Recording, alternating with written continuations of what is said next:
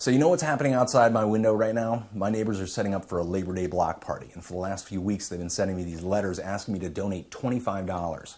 And you know what the $25 is for? A moon bounce and a water slide. I'm not going to use a moon bounce more than once.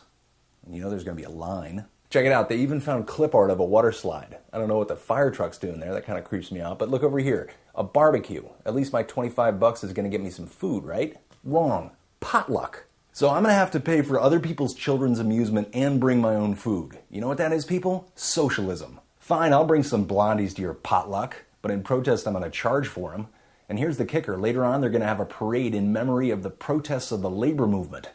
Bunch of socialists. Socialism's the new doomsday buzzword. Back when I was growing up, it was still about communists, movies like Red Dawn and Spies Like Us. Socialism felt more like the wishy-washy version of communism. Like they were agnostics, they weren't quite sure.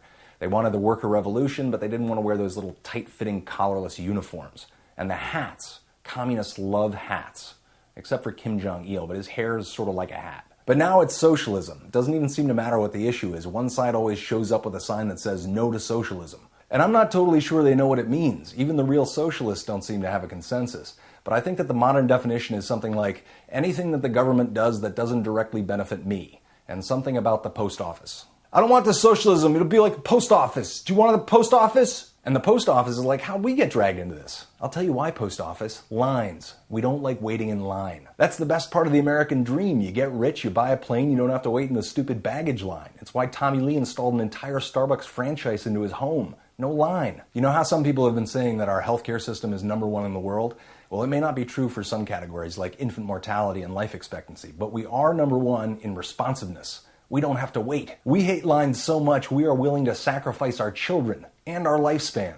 Take that, socialism, and your bread lines. But to tell you the truth, there is something that I kind of like about those lines at the post office or the DMV. Doesn't matter how rich you are or how poor you are or what your background is, we're all annoyed together.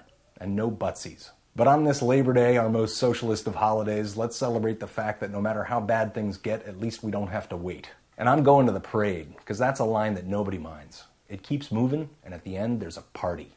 Bunch of socialists.